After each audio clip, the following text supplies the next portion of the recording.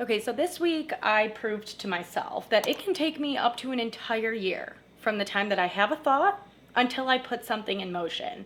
And I'm talking about the Substack that I just launched. I have some tips that I would have given past Ashley that might have saved me a little bit of time, a little bit of headache, and probably would have helped me launch my creative project into the world a little bit earlier. And I thought we would tackle that today while we are making dinner. Most of you guys left the Gigi Hadid vodka pasta in 2020.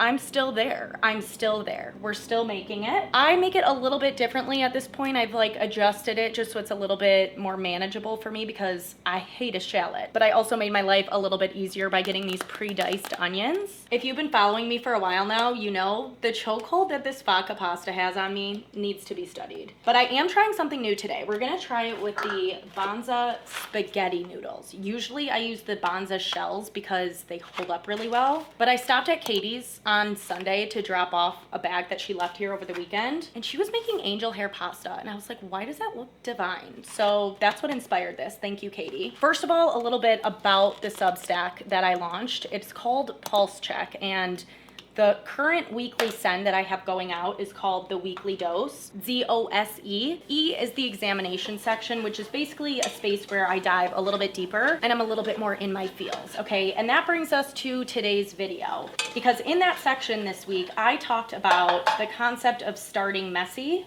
and kind of getting over the idea of the perfect first draft, especially if we're talking about, say, like a creative project or even a version of yourself that you're putting off.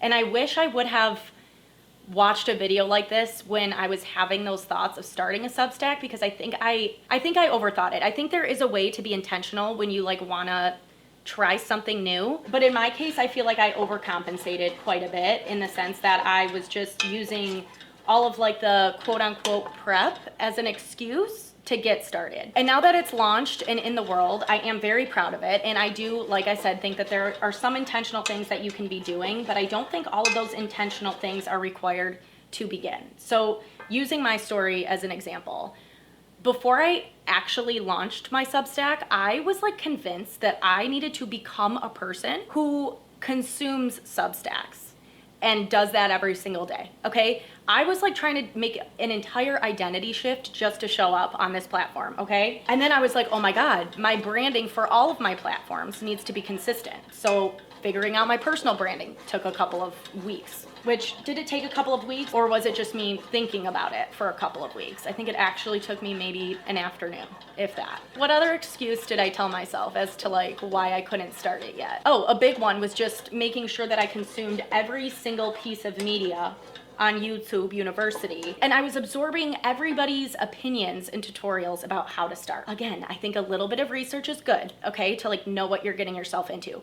But I think so much of that clarity comes from just starting. I think I did this pretty well when I started YouTube, and I remember saying it in that video. I was like, listen, this video is gonna be really embarrassing, but I need to learn how to use this DJI camera, and I have to start somewhere. And I'm probably gonna look back on this video in a year and be like, what the hell was that? But it's okay, and you improve and you grow as you go. So the first thing that I wish I would have reminded myself as I was contemplating Substack for so long, I wish I would have just like lowered the emotional stakes a little bit and reminded myself that we live on a floating rock in the middle of the universe, and it truly is not that deep, okay? Like I treated launching this as like a permanent declaration of my identity. And that's simply not the case, okay?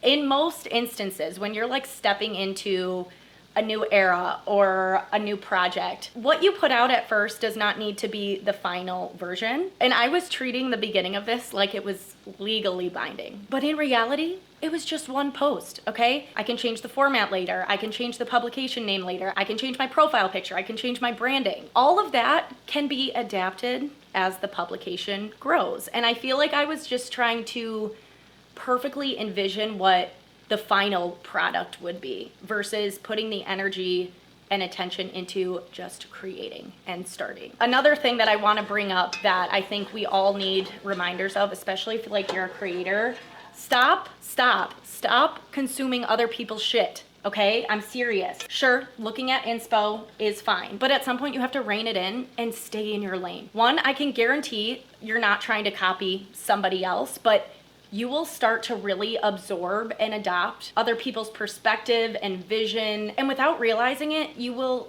deviate from yourself. And in general, I do feel like that just keeps me stuck in this comparison trap that I'm like, oh, I don't have something like that. I need to add that to my list. Like, maybe that's their thing. Maybe I don't move forward with that format. You know what I mean? I like to put a lot of garlic. Another thing that I wish I would have reminded myself, which again, I proved to myself that it's possible with the YouTube of it all.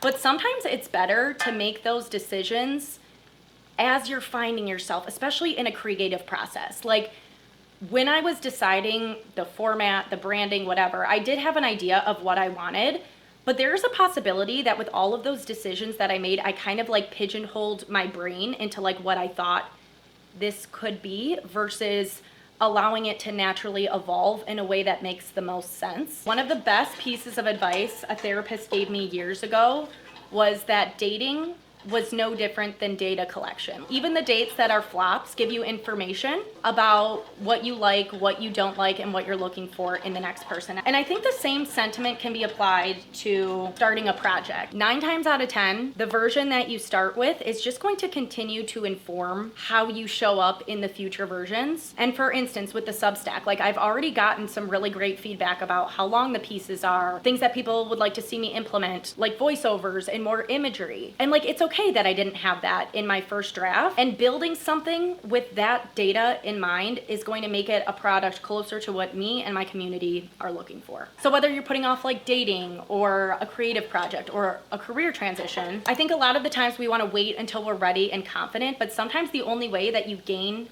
confidence is just by stepping into it and doing it maybe before you're a little bit ready. Because the truth is, you might not ever feel ready to date or get back out there or to leave nursing. If you know, you know. And speaking of leaving nursing, and on that same note, if you don't already know my lore, I used to be a nurse. I was an ER nurse for 6 years. But after 2.5 years, I was like, okay, I need to scratch this creative itch that I have.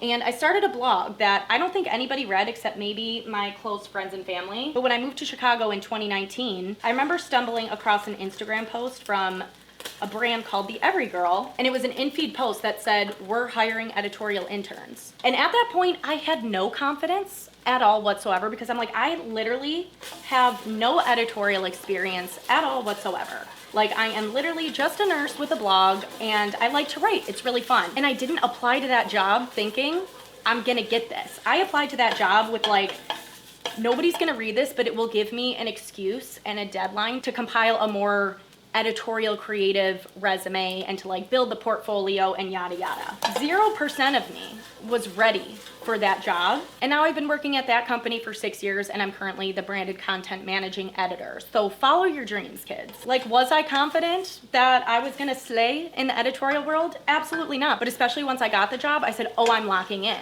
Like, fake it till you make it, baby. But in addition, be a sponge, learn, build confidence as you go. And that is exactly what I did. So like, I think in that instance, the combination of like, okay, I have a deadline that I have to like get this shit together, and then, oh, I have this once in a lifetime opportunity that I'm not gonna mess up. I really got thrust into it, and there was no time to hesitate. Like, we're doing it, baby. So I think it would be helpful for us to shift our mindset of what it means to be confident to start. Because I didn't need to be a confident editorial intern to learn how to become an editorial intern. But I did know at that time that I was confident in my ability to be a sponge, to learn, to ask questions, to put in the work, and to know that you will figure it out. Okay, the bonza noodles are going in, and I'm gonna do something that my Italian mother would absolutely cringe at.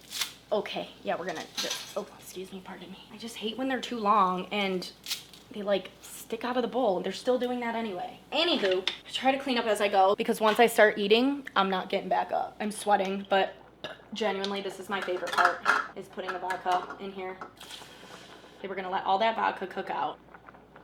Ooh, not yet. Oh, it's in there, baby. It's in there. Ooh, that smells like college. That smells like college. And with that in mind, I'm gonna do a little reading of that section. One, so you guys can get an idea of like what that section of the Substack looks like. But 2, just to kind of sum up all of my thoughts. I'm sure this examination section will evolve with time, but for now, I'm treating it as a corner of the newsletter to dig a bit deeper. In the spirit of this being my first Substack post, I'm here to remind you that you can start messy. I can't tell you how many times the thought of creating a Substack account has crossed my mind over the past year or so. But once I really clocked how helpful it would be for me from a storytelling and workload perspective, I made the choice to go all in. What ensued quickly after making that choice were the platform-related deep dives that turned into excuses to actually get started. Well, before I launch it, I have to have my branding down to a science. Before I launch it, I have to decide if I want to monetize it at some point. Before I launch it, I have to have the foresight to decide what those paid tiers would entail. Before I launch it, I have to become the type of person who reads Substack every morning. Before I launch it, I have to consume every tutorial and think piece that lives on YouTube University to make sure I'm approaching it the right way. Before I launch it, respectfully to my brain, shut the hell up, girl. The truth is, none of that was actually required to begin. I'm saying this right now because I need to hear it, but maybe you need to hear it too. The clarity doesn't usually show up before you start, it shows up because you start. So if you're sitting on something right now like your next big idea, a project, or even a version of yourself you keep putting off, this is your nudge to do the embarrassingly simple version first. Let's let go of the idea of a perfect first draft because the version that exists is better than the one that doesn't. The ends, girls. Okay, I'm back. I'm still sweaty, but dinner was a success. We've got the vodka pasta with the bonza spaghetti, and then just some green beans with white vinegar, olive oil, salt, and pepper. Drink of choice, we have the lemon lime Olipop, Sprite Zoop. Some parting words before I dig in. If you enjoyed today's video or if something that I said made you think or think a little bit differently, drop me a like, subscribe so that you can see my next video. Also, if you are on Substack, you're either a creator or a consumer, I would love if you guys could consider giving me some feedback because I'm fairly new to the platform and I value your opinion and I really want to make sure that it is enjoyable for both of us. I obviously love to write and I'm enjoying it so far, but I definitely want you guys to feel like you're getting something out of it too because we're in this together. And that's all I have this week. I will see you guys next time. Bye.